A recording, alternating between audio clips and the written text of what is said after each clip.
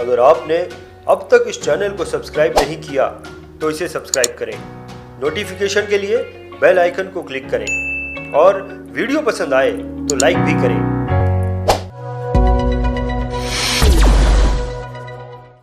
दोस्तों, financial planning एक बहुत बड़ा टूल है। फाइनेंशियल प्रोडक्ट्स को गहराई से समझना बहुत जरूरी है और कई बार फाइनेंशियल प्रोडक्ट्स की गहराई से हमें जानकारी नहीं होती है, लेकिन इसमें कोई बुराई नहीं है। फाइनेंशियल प्रोडक्ट्स की जानकारी हमें प्रोफेशनल्स के द्वारा लेनी चाहिए। अब हमारे सामने जो प्रोफेशनल फाइनेंशियल एडवाइजर आने वाले हैं, इनका नाम मिस्टर आर.के. शेट्टी है।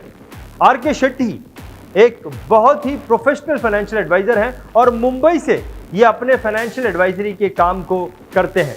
फाइनेंशियल प्रोडक्ट्स की मदद से हम कैसे फाइनेंशियल फ्रीडम को हासिल कर सकते हैं, इस बात की जानकारी मिस्टर आर.के. शेट्टी हमें देने वाले हैं। तो दोस्तों, जोरदार तालियों के साथ मिस्टर आर.के. शेट्टी का स्वागत करें, जोरदार तालियों के साथ।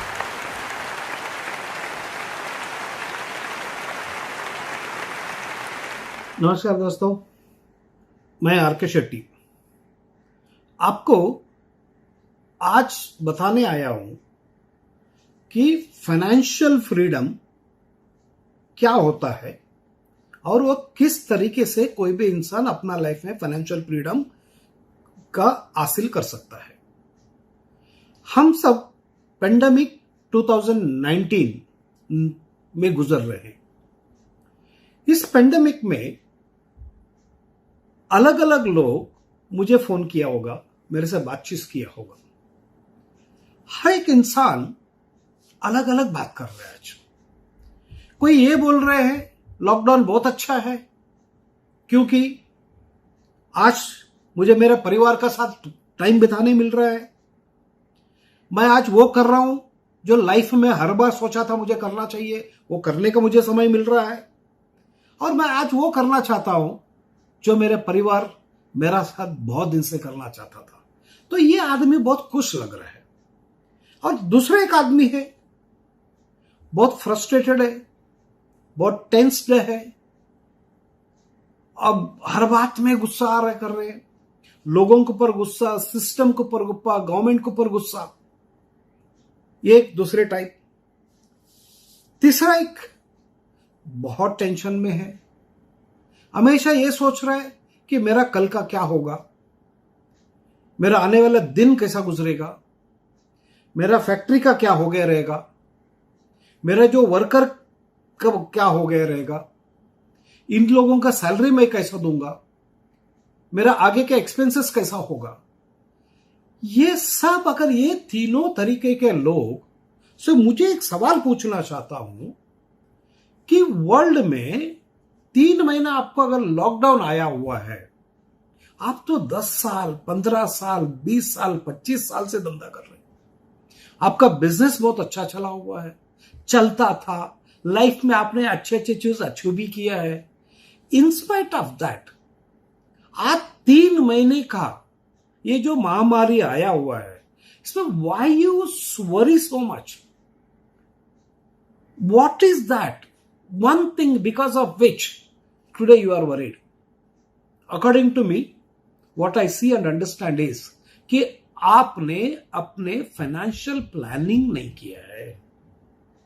आपने अपना लाइफ में ये नहीं सोचा कि आज जो बिजनेस चल रहा है, जिस तरीके से मेरा लाइफ चल रहा है, ये लाइफ अगर इसी तरह आगे चल के अगर नहीं चला तो क्या होगा मेरा लाइफ में। क्या मैंने कुछ अल्टरनेटिव इनकम का सोचा है, या इस इनकम अगर स्टॉप हुआ तो आगे मेरा क्या होगा? क्योंकि आज आप सब जानते हो कि आपको समझ में आ गया होगा कि आज देश में जो युद्ध होता है ना, ये शस्त्र से नहीं होता है, ये प्रोडक्ट्स और सर्विसेज से हो रहा है। एक दूसरे को अपना प्रोडक्ट, अपना सर्विसेज से मारना चाहता है। तो आपने कभी इस बात को सोचा नहीं है कि मेरा कल ये प्रोडक्ट नहीं चला तो क्या होगा, मार्केट में कोई नई चीज आएगा तो क्या होगा, या जिस तरीके से मैं बिजनेस कर रहा हूं इसी तरीके से कल बिजनेस नहीं चला तो क्या होगा। तो इस चीज का नहीं सोचा ना, so that is where the whole problem is. इस वजह से कि आपको आज प्रॉब्लम आया हुआ है और आप वो टेंस्ड फ्रस्ट्रेटेड जो आप दिख रहे हो ना, उस वजह से है। क्योंकि देखिए आप अपना आप को सिर्फ चेंज कर पाओगे, सिस्टम को चेंज आप नहीं कर पाओगे, गवर्नमेंट को चेंज करने का आपका हाथ में है ही नहीं है। और बहुत सारा चीज जो एक्सटर्नल चीज है उसको चेंज करने का वो आपके हाथ में नहीं है। देयरफॉर दोस्तों कि अपना लाइफ जो जिस तरीके से आज चल रहा है इसी तरीके से आपको जीवन भर इसको चलाना होगा। आपका फाइनेंशियल प्लानिंग परफेक्ट होना बहुत जरूरी है। देयरफॉर दोस्त, it is said, it is very very important that you might have born in a poor man's house, but whether you die as a poor man or not is in your hand। आपको देखना है कि आपको किस तरीके से आने वाला दिन आपके लिए अच्छा होगा। Because human beings are called 8 wonders of the world. हम में वो शक्ति है, सिर्फ हम वो सोचने को रह गए, उस वजह से हमको जो इस तरीके का लाइफ मिलना चाहिए था उस मिला नहीं है। लाइफ में देखिए बहुत बार बहुत कुछ चेंजेस आता है। 2008 में देखेंगे जब फर्स्ट आईपीएल स्टार्ट हुआ था, बॉलीवुड इंडस्ट्री 45 डेज के लिए नहीं चल रहा था। उनकी जो टोटल कलेक्शन थी वो सिर्फ 16% था। दूसरी बात आपको बताता हूं, 2015 में जब जेट एयरवेज का बिजनेस क्लास का पैसेंजर जब कम हुआ तो उन्होंने सोचने लगे ऐसा क्या हो गया जिसकी वजह से हमारा पैसेंजर्स कम हुआ। तो उन्होंने एक सर्वे निकाला। सर्वे का रिजल्ट ये नजर आया कि ये जो बिजनेस क्लास पैसेंजर्स ट्रैवलिंग करना उन्होंने कम कर दिया, क्योंकि आजकल वीडियो कॉन्फ्रेंसिंग चलने लग गया है। उनको ट्रैवल करने का जरूरत नहीं पड़ा, उन्होंने अपना घर से, अपना ऑफिस से, अपना वीडियो कॉन्फ्रेंस का थ्रू अपना काम कर सकता है। दोस्तों आज ये पेंडेमिक सिचुएशन में आप भी सोचो कि इमीडिएटली आज लगभग 9 एयरलाइंस तकलीफ में आ चुके हैं। कितने तो कंपनी अपने एम्प्लॉयज को निकाल दिया है, कितने तो कंपनी अपने एम्प्लॉयज को कम करने लग गया है, कितने तो retail shops, automobile industry, hospitality industry, इसी तरह कितने सारे इंडस्ट्रीज आज प्रॉब्लम में है। सो ये प्रॉब्लम अगर हमको नहीं चाहिए तो एक चीज जो इंसान को लाइफ में, एक इंसान को प्रॉब्लम उसको नहीं होगा जो अपना फाइनेंशियल फ्रीडम का बारे में जो आदमी सोचता है और उसके लिए काम करने लगता है कि उसको नहीं होगा। आपको एक बहुत शॉकिंग इंफॉर्मेशन देता हूं। एक फाइनेंशियल प्लानर होने का नाते, एक इंश्योरेंस एडवाइजर होने जाते, ये 3 महीने में अगर बहुत ज्यादा लोग मुझे फोन करके अगर पूछा होगा तो उन्होंने ये पूछा है कि भाई मेरा मेडिक्लेम कितना है, मेरा लाइफ इंश्योरेंस कवर कितना है, क्या मैंने विल बनाया है, क्या मुझे विल बनाना चाहिए क्या। ये चीज लोग आज पूछते हैं क्योंकि बाकी समय में इन्होंने लगा मुझे तो कुछ होने वाला नहीं है। अब घर पे बैठे हैं, आजू बाजू में प्रॉब्लम है तो आज समझ में आ रहा है हो सकता है मुझे भी प्रॉब्लम होगा। इस वजह से इन्होंने ये सवाल करने लग गए। और ये बात भी सही है। आप अगर देखेंगे आज इंडिया का टोटल अगर आप फिगर देखने जाएंगे, ऑल ओवर इंडिया आज लगभग 4,40,000 केसेस ऑल ओवर इंडिया हुआ है। इस 4,40,000 में से आज भी लोग सफर हो रहे हैं, आज भी लोग का डेथ हुआ है। अगर आप डेथ देखना चाहेंगे 14,000 लोगों का डेथ हुआ है। 14,000 लोगों का डेथ हुआ है। आप समझ सकते हो कि इसमें लाइफ इंश्योरेंस क्लेम कितना आया होगा। सिर्फ और सिर्फ 5,600 क्लेम्स आया हुआ है। 5,600 क्लेम्स आया हुआ है। हेल्थ इंश्योरेंस में 70 करोड़ रुपीस का क्लेम आया हुआ है। मतलब क्या हो गया, एवरेज क्लेम 1,25,000 का हुआ है। एवरेज क्लेम 1,25,000 का हुआ है। और सिर्फ 5,600 लोग, 14,000 डेथ हुआ है। मतलब क्या हुआ? बाकी लोग मेडिक्लेम नहीं किए। So therefore my dear friends, कि आज वक्त आ गया है कि अपना फाइनेंशियल फ्रीडम करने का, अपना फाइनेंशियल फ्रीडम का बारे में सोचने का, अपना जो लाइफ आने वाला दिन किस तरीके से अच्छा चलेगा इसको देखना है। कि मैं सिर्फ आपको डेटा नहीं दिया है, आज एक्चुअली लोग एक्ट करने लग गए हैं, लोग काम करने लग गए हैं, लोग अपना फाइनेंशियल फ्रीडम होना चाहिए उस वजह से उन्होंने इन्वेस्टमेंट करने लग गए हैं। इन्वेस्टमेंट किस तरीके से? आज आप देखेंगे सिर्फ LIC ऑफ इंडिया का अगर डेटा निकाल के देखेंगे, रफली ये जो फर्स्ट क्वार्टर अप्रैल मई जून का है, ऑलमोस्ट लास्ट क्वार्टर को हम कंपेयर करेंगे, अप्रोक्सीमेटली 40% बिजनेस ज्यादा आया हुआ है। और ज्यादा करके इसमें पेंशन प्रोडक्ट में भी आया हुआ है, और पेंशन प्रोडक्ट में भी अप्रोक्सीमेटली 13,000 करोड़ का के बिजनेस आया हुआ है। So what does it mean? लोग आज एक्ट कर रहे हैं। So therefore my dear friends, it's time that कि एवरीवन शुड लुक इनटू कि अपना फाइनेंशियल पोर्टफोलियो को देख लीजिए। आपका फाइनेंशियल पोर्टफोलियो को देख लो, मतलब आपका सारे इन्वेस्टमेंट्स को देख लीजिए। आज मेडिक्लेम आपका पास कितने हैं, लाइफ इंश्योरेंस आपका पास कितने हैं, टर्म इंश्योरेंस आपका पास कितने हैं, सेविंग प्रोडक्ट्स क्या है आपके पास, कहां कहां आप सेविंग किया है, और कौन सा प्रोडक्ट आपको कितना रिटर्न देता है, और आपने जो भी इन्वेस्ट किया वो शॉर्ट टर्म के लिए किया होगा या आपने लॉन्ग टर्म के लिए किया होगा। अगर आपने शॉर्ट टर्म के लिए किया है, कि उसका पीछे पर्पस क्या है, क्या पर्पस के लिए आपने इसको इन्वेस्ट किया है? क्या आपका बच्चे का एजुकेशन के लिए सोचा? क्या उसका शादी का बारे में सोचा कि उसको आगे चल के मेरा बेटा एजुकेशन करके आएगा, उसके बाद उसका कुछ बिजनेस करना होगा, उसके लिए सोचा? या उसका लाइफ में कहीं तो सेटल होने के लिए आप हेल्प करने के लिए सोचा? या आपने आपके लिए एक रिटायरमेंट सॉल्यूशन, या एक दिन मुझे फाइनेंशियल फ्रीडम चाहिए, मुझे पैसे के लिए काम करना नहीं चाहिए, इसके लिए आपने सोचा है क्या? सो इसमें से कौन से प्रोडक्ट्स है कि आपको ये सारे पर्पस पूरा कर सकते हैं? बहुत लोग इसके बारे में नहीं जानते हैं। कि मेरे पास भी जब लोग आते बोलते हैं हाँ कुछ 5-6 पॉलिसीज है मेरे पास, थोड़ा सा कुछ मेडिक्लेम होगा मेरे पास, हाँ मैंने FD में पैसा डाला है, हाँ मैंने कुछ म्यूचुअल फंड में पैसा डाला है। ये सब एपेजार्ड इन्वेस्टमेंट विदाउट प्लानिंग, क्योंकि आपके पास कोई इंश्योरेंस एजेंट आ गया कि आपने उसको बिजनेस दे दिया, आपके पास कोई म्यूचुअल फंड एजेंट आ गया आपने उसको बिजनेस दे दिया, आपको कोई बैंक मैनेजर बोलता है कि आपके पास पैसा बैंक में दिखता है मुझे उसके लिए इन्वेस्ट करो, तो आपने उसको पैसा दे दिया।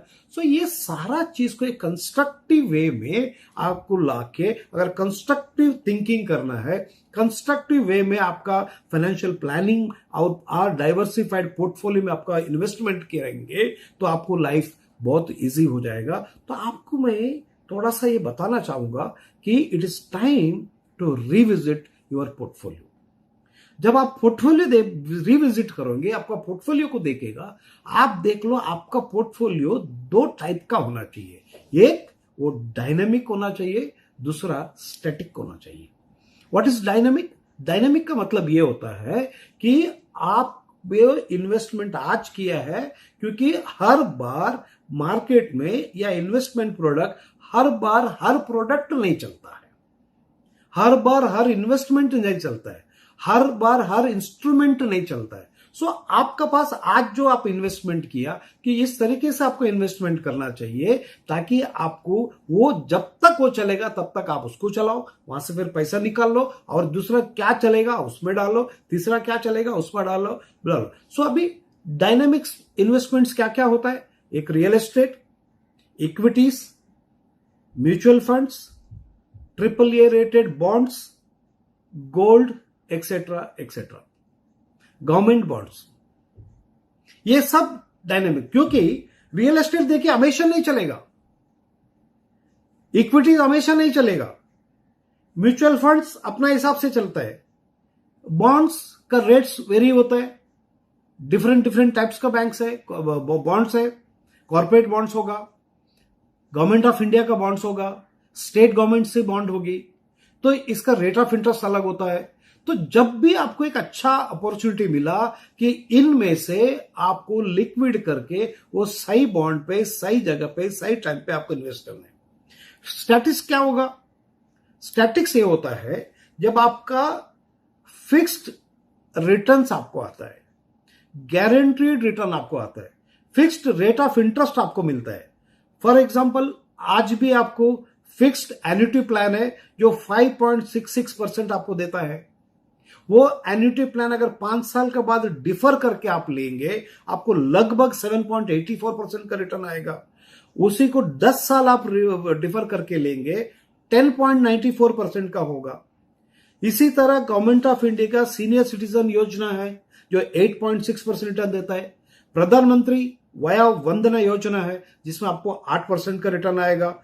गवर्नमेंट ऑफ इंडिया बॉन्ड्स है, लाइफ इंश्योरेंस इंडस्ट्रीज का कुछ कुछ प्रोडक्ट्स है, इसी तरह प्राइवेट लाइफ इंश्योरेंस कंपनी से उनकी कुछ प्रोडक्ट्स है, और LIC ऑफ इंडिया का सेवरेन गारंटी मतलब सेंट्रल गवर्नमेंट गारंटी कुछ प्लान्स है। ये प्लान्स भी आपके लिए बहुत यूजफुल होगा क्योंकि आज भी कुछ कुछ प्लान आपको अप्रोक्सीमेटली 5.2% टू 10.76% रिटर्न देता है। 5.20% टैक्स फ्री, 10.76% टैक्सेबल रिटर्न देता है। What does it mean? सोच के देखो, आज जितने भी इन्वेस्टमेंट्स आप, फर्स्ट ऑफ ऑल हम जब इन्वेस्टमेंट हम बोलते हैं, इन्वेस्टमेंट इज दैट जो एक बार एक चेक लिख के किसको दे देते हैं, उसके बाद आपको उसका पीछे कुछ काम नहीं होता है। तो ऐसी चीज अगर आपको 5.2% टैक्स फ्री से लेकर 10.74% का टैक्सेबल अगर आपको मिलता है, तो आप सोच के देखिए कि ऐसे कितने इंस्ट्रूमेंट्स है जो आपको इस तरीके से गारंटी देता है। तो बहुत ज्यादा करके प्रेफरेबली हमको उस इंस्ट्रूमेंट में इन्वेस्ट करना चाहिए जो गारंटीड है और लाइफ लॉन्ग गारंटीड है। आज भी प्रोडक्ट अवेलेबल है, हम सब फॉर्चुनेट है, कितना तो प्रोडक्ट्स आया और गया, बट हम उसमें इन्वेस्टमेंट नहीं किए हैं। आज भी वक्त है कि आपने इस चीज को बहुत सीरियसली सोचना और इसको सीरियसली करना। क्यों आज भी सोचना है? क्योंकि आज भी कुछ टैक्स फ्री रिटर्न्स मिलने वाले प्रोडक्ट्स है, आज भी 10.74% टैक्सेबल रिटर्न देने वाले प्रोडक्ट्स है। इसीलिए उसको करना चाहिए क्योंकि आप थोड़ा सा पीछे जाएंगे, 10 साल 20 साल 25 साल पीछे, 1989 में रेट ऑफ इंटरेस्ट क्या था? 16% था। 10 साल के बाद कितना हो गया? 13% हो गया। उसका 10 साल बाद 2009 में 10% हो गया, 2019 में 6% हो गया, आज अप्रोक्सीमेटली 5.76%। आगे चल के इसी रेट से अगर आप पीछे जाएंगे, आने वाला 10 साल के बाद यही रेट ऑफ इंटरेस्ट 3% के आसपास चले जाएगा। उसका 10 साल के बाद हो सकता है अन्य कंट्री के जैसा जापान फ्रांस की तरह हम भी शायद 0% इंटरेस्ट में आ जाएंगे। क्या होगा उस दिन? आप उस दिन को सोचें, क्योंकि हम फाइनेंशियल फ्रीडम का बात कर रहे हैं। भले आपके पास 1 करोड़ रुपए मुद्दल है, उस 1 करोड़ रुपया बैंक में रखेंगे या प्रॉपर इन्वेस्टमेंट करेंगे, लाइफ इंश्योरेंस प्रोडक्ट में आप डालेंगे, 10.74% का रिटर्न आएगा। दोज रिटर्न्स आर आपका प्रिंसिपल, कुछ ना कुछ आपको रिटर्न्स लेके आ रहे हैं। आप उसमें खर्चा कर सकते हो, खर्चा करके अपना दिन निकाल सकते हो, आपका एक्सपेंडिचर को आप निकाल सकते हो। अदरवाइज वक्त इस तरीके से आएगा कि आपको एक्सपेंडिचर निकालना मुश्किल हो जाएगा। क्यों एक्सपेंडिचर निकालना मुश्किल हो जाएगा? एक इमेजिन कीजिए कि ये जो सिचुएशन जब 16%, 13%, 10%, 6% था, तब आपने इन्वेस्ट नहीं किया, तब अभी आज ऑलरेडी हम 5.7% में आ चुके हैं। और इमेजिन कीजिए आज आपका एक्सपेंडिचर 50,000 रुपीज पर मंथ है। 15 साल का बाद देखेंगे आपको same kind of an expenditure, same kind of a lifestyle for same thing आपको लगभग 1,14,000 देना पड़ेगा। उसी का और एक 20 का आगे जाके देखेंगे लगभग 1,60,000 रुपए देना होगा। आज का 25 साल का बाद exactly for same amount of same expenses for same thing for same amount of expenses आपको 2,14,000 रुपया देना पड़ेगा। सो आज का 50,000 रुपया 25 साल के बाद अगर 2,14,000 रुपया आपको देना है तो वो पैसा आएगा किधर से? क्या आपका प्रिंसिपल से आप निकलते रहोगे या आपको इंटरेस्ट आएगा तो आएगा? और अच्छा क्या लगेगा, पीस क्या लगेगा, हैप्पी कब हो गया आप? जब आपका इन्वेस्टमेंट करेक्टली इन्वेस्टेड है और टाइम टू टाइम वो रिटर्न आपको आता है और ऑटोमेटिकली आपका बैंक अकाउंट में आ जाता है, तो तब आपको अच्छा लगेगा। देयरफॉर आपको अगर फाइनेंशियल फ्रीडम चाहिए, पीस ऑफ माइंड चाहिए, आने वाले दिन में हैप्पी रहना चाहते हो, या आज कोविड जैसा सिचुएशन है या और भी कोई सिचुएशन में अगर आपको काम करना नहीं पड़ेगा या काम नहीं कर सकते हो या आपको सिचुएशन अलाउ नहीं करेगा या आपका जो बिजनेस जिस तरीके से आप कर रहे थे वो तरीका आज नहीं चलेगा, या जो मशीनरी से जो बिजनेस करते हैं वो मशीनरी अगर आज नहीं चलता होगा, या जो प्रोडक्ट आज मार्केट में आपका चल रहा है वो प्रोडक्ट अगर कल नहीं चलता होगा, तो आपको एज 55, 60, 65, 70 में दोबारा से कोई चीज नया सोचना होगा, नया वो स्ट्रगल करना होगा, नया वो मशीनरी लानी होगी, नया वो बिजनेस करने का तरीका ढूंढना होगा, फिर से वो मार्केटिंग एक्टिविटी आपको करना होगी, जो जनरली किसी बिजनेसमैन के लिए बहुत इट्स नॉट इजी, क्योंकि आप जवान थे, आप नए नए बिजनेस करते, उस वक्त आपको पॉसिबल था। बट आज आप जो करेंगे ना, that's very very very very difficult. So therefore आपको ये सोचना है कि what is that I have to do today, what is that I have to do today because of which your tomorrow is taken care of, your life is taken care of, your financial freedom that you achieve. Therefore my dear friends, आपको इसमें दो चीज बहुत clearly करना होगा कि आप generally financial planning का एक रूल्स है कि 50-30-20 का रोल। 50-30-20 मीन्स आपका जो भी इनकम होगा, I am talking about net profit in hand, वो नेट प्रॉफिट इन हैंड जो है 50% of that, maximum 50% of that you can spend for your self, for all your regular and day to day expenses, all your expenses. Another 30% of your net profit for your installments, EMIs, loans, credit card payments, etc., etc. And balance 20, 50-30, balance 20, compulsorily you have to save.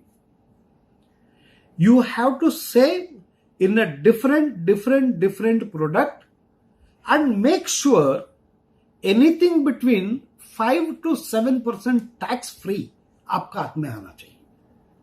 5 to 7% tax free आपका हाथ में आना चाहिए आज का तारीख में। सो आज सवाल इतना ही है कि आपको मजबूर करूंगा कि इस बात को सोचने के लिए कि क्या आपने वो 20% कंपल्सरी सेविंग किया है। 15-20 ईयर्स आपने वो करते आए हैं, आप नहीं किया तो it is the time that you have to do it now.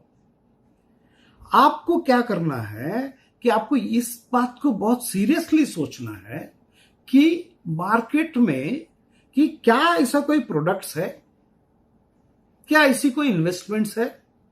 Yes, product भी है, इन्वेस्टमेंट्स भी है, बट आपको सीरियसली सोचना है कि आज का तारीख में क्या चल रहा है। अदरवाइज फाइनेंशियल प्लानिंग में आप पीछे जाके देखेंगे, most of the time up to 2004 India का इन्वेस्टमेंट सिनारियो कुछ अलग था, इन्वेस्टमेंट सिचुएशन कुछ अलग थी, ऑलमोस्ट एक फ्लैट मार्केट काइंड ऑफ चीज चलता था। क्या हो गया all of a sudden 2004 to 2008, all of a sudden क्या ऐसा सिचुएशन आ गया, 200%, 500%, 1000%, 2000% तक अलग अलग इन्वेस्टमेंट्स पोर्टफोलियो, अलग अलग इन्वेस्टमेंट इंस्ट्रूमेंट्स आपको रिटर्न देने लग गए। तो हम क्या लगे, हाँ रियल एस्टेट बहुत अच्छा है क्योंकि उधर 2000% का रिटर्न है, गोल्ड बहुत अच्छा है क्योंकि वो 200% का रिटर्न दिया, स्टॉक मार्केट अच्छा है वो भी 200% का रिटर्न दिया। तो इस तरीके से लोग उसका पीछे जाते थे और इन्वेस्टमेंट देते थे। आपका ध्यान सिर्फ एक बात में मैं लाना चाहूंगा दोस्तों एक सिचुएशन को याद कीजिए, 2008 में स्टॉक मार्केट कितना था? 22,500 थी। 2020 में कितना हो गया? 41,500 अप्रोक्सीमेटली, जनवरी का बात करता हूं। सो रिटर्न कितना हुआ? इट्स रफली अबाउट 85%। 85% in 12 years. एवरेज निकाल लीजिए। बात करते तो ऐसा लगता है स्टॉक मार्केट बहुत अच्छा है, मुझे करना चाहिए था और मैंने नहीं किया है। अगर इसी चीज को मैं 2008 और आज के लिए देखता हूं, अप्रोक्सीमेटली कुछ दिन पहले तक 34,000 की मार्केट थी। सो 22,500 से 34,000 मार्केट अगर आया है तो रिटर्न क्या हो गया? Approximately 50%। 50% in 2008, 2020 means in 12 years time. So return on investments क्या आ गया आपको? Roughly about 4%. आज रियल एस्टेट का आप देख लो, उसमें आपको रिटर्न कितना मिल रहा है? That is also hardly anything. लगभग रियल एस्टेट का रिटर्न ही नहीं आ रहा है। रेंटल इनकम देख लीजिए, पूरा मेंटेनेंस एक्सपेंसेस निकालने के बाद 2-2.5% आपका हाथ में आता है। बिजनेसेस आप देखते जाइएगा, कितने बिजनेस आज 10% नेट रिटर्न देता है। कितना बिजनेस ऐसा है जिसमें 5% टैक्स फ्री आप घर लेके जा सकते हो। दोस्तों, आप अगर बहुत सीरियसली आपका बैलेंस शीट या किसी का भी बैलेंस शीट लेके बैठेंगे, आज 10% रिटर्न ऑन इन्वेस्टमेंट बहुत बड़ी बात होता है। 5 to 7% टैक्स फ्री रिटर्न बहुत बड़ी बात होता है। अंडर द सर्कमस्टेंसेस आपको 5 to 7% अगर टैक्स फ्री रिटर्न अगर आपको मिल रहा है, उसके लिए आप ये इमेजिन करो कितने साल का आपका मेहनत है, कितने करोड़ों रुपए का वो फैक्ट्री आपने डाला है, कितना हेडेक टेंशन आप पालते हो, कितने सारे टैक्सेशन कंप्लायंसेस आपको करना पड़ता है। और वेदर यू लाइक इट और not, you have to get up in the morning and you have to go to your factory and your business, your office, compulsorily for most of us. It's okay as long as you want to do, you enjoy going there, you enjoy doing that, is perfectly all right. I am talking about achieving the financial freedom. आपने आपका life में कभी सोचा कि मैं सिर्फ धंधा 15 साल करूंगा, सिर्फ 20 साल करूंगा, सिर्फ 25 साल करूंगा, उसका बाद I have to have so much of money in my hand in a liquid form and the form in which it should be available to me as and when I want. To achieve that, you have to make sure that you go on investing little year on year. Therefore, I want to reach to a point that आज भी अगर कोई investment product अगर आपको 5 to 7% tax free देता है, 10% का आसपास का टैक्सेबल देता है, don't you compare this with your business income? Business income में कितना सारा मेहनत, कितना सारा पैसा, कितने सारे हेडेक, उसका बाद आपको आएगा, बहुत अच्छी बात है। नहीं आएगा, वापस उसमें स्ट्रगल। इन्वेस्टमेंट में क्या करना है आपको? It is always said, a dot of a ink and a stroke of a pen can give you that 7% return or 10% return or 5.2% return. सिर्फ एक चेक लिखना आपको। वो चेक लिखने के बाद अगर प्रोडक्ट आपको देता है, उसमें भी आपका लाइफ कवर होता है, कोई अनफॉर्चुनेट इवेंट होने से आपका प्रीमियम वेव अगर होता है, don't you think this is the one product that you should be choosing?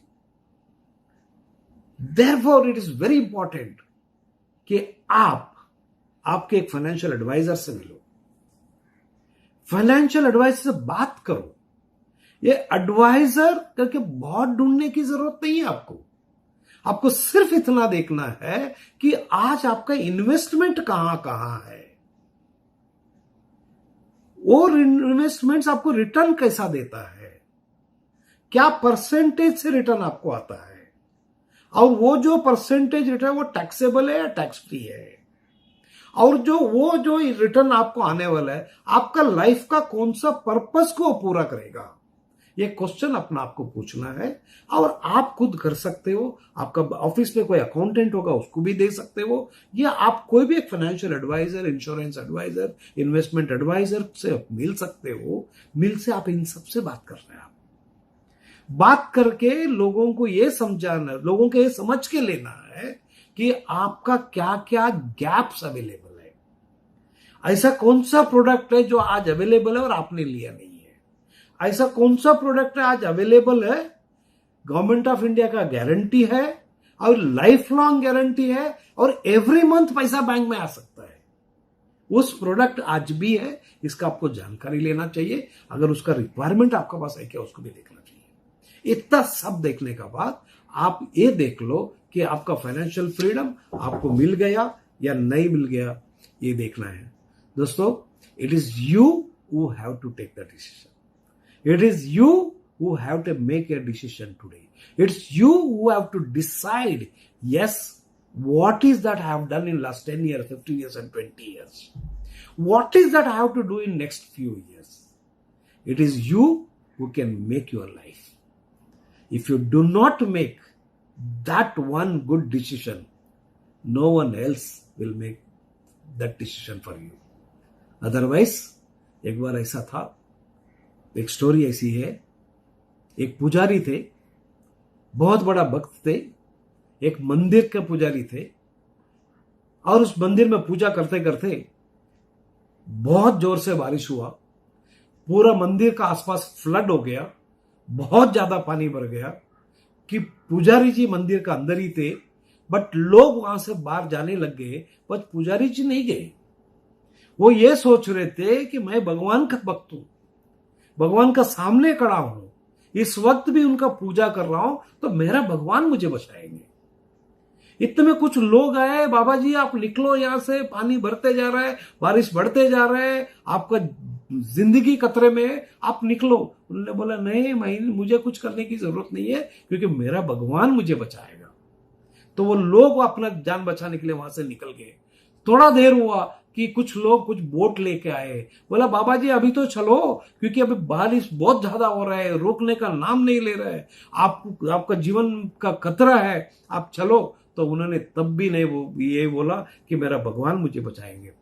फिर थोड़ा देर बाद एक हेलीकॉप्टर आई, बोला बाबा जी अभी कोई ऑप्शन नहीं है कि आपको बस इसी हेलीकॉप्टर में बचना है, बैठना है और आपको यहां से निकलना है, आपका जान बच जाएगा, अदरवाइज आपका जान खतरे में है। बाबा जी तब भी बोले नहीं, मैं भगवान का भक्त हूं, मेरा भगवान मुझे बचाएगा। और बारिश बहुत ज्यादा हुआ, पानी बहुत ज्यादा हो गई और उसमें पानी में डूब के बाबा जी मर गए।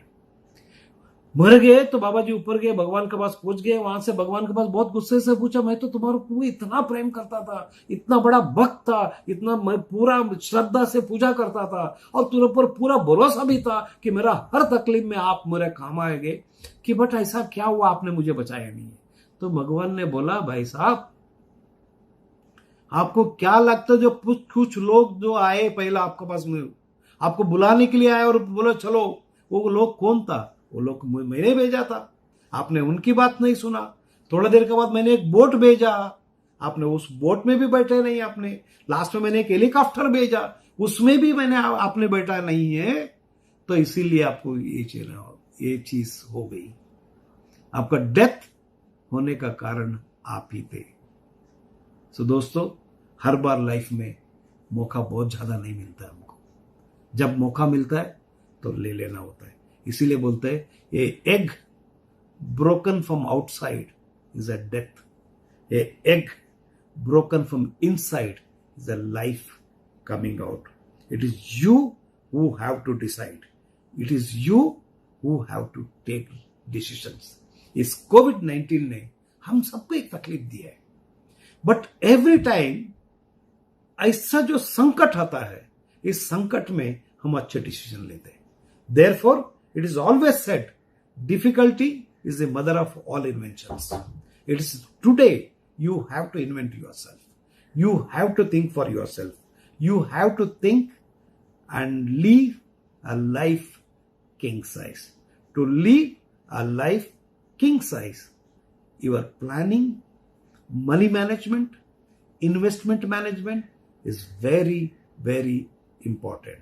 So therefore, I pray for all of you that today at least you realize at the earliest make your good investment opportunities, because the time is now. You can make it now. And all the best. Thank you. Thank you so much for listening. Thank you. देखिए, राम नायर से are के शेट्टी तक सुबह 11 बजे से शाम के 3:30 बजे तक जितने भी स्पीच हुई हैं, हर किसी की बातों को मैंने नोट करके रखा है. अब आप ही बताइए कि आर के शेट्टी की बातों से कितना इंपॉर्टेंट नॉलेज मिलता है. बिना किसी टेंशन के हम फाइनेंशियल फ्रीडम को पा सकते हैं. अगर आप एक फाइनेंशियल एडवाइजर हैं तो भी आर के शेट्टी की स्पीच आपके लिए बहुत काम की है. अगर आप एक फाइनेंशियल एडवाइजर नहीं हैं तो भी आर के शेट्टी की स्पीच आपके बहुत काम की है. मैं तो कहता हूं कि चीज़ों को इंप्लीमेंट करो और लाइफ को आसान बनाओ.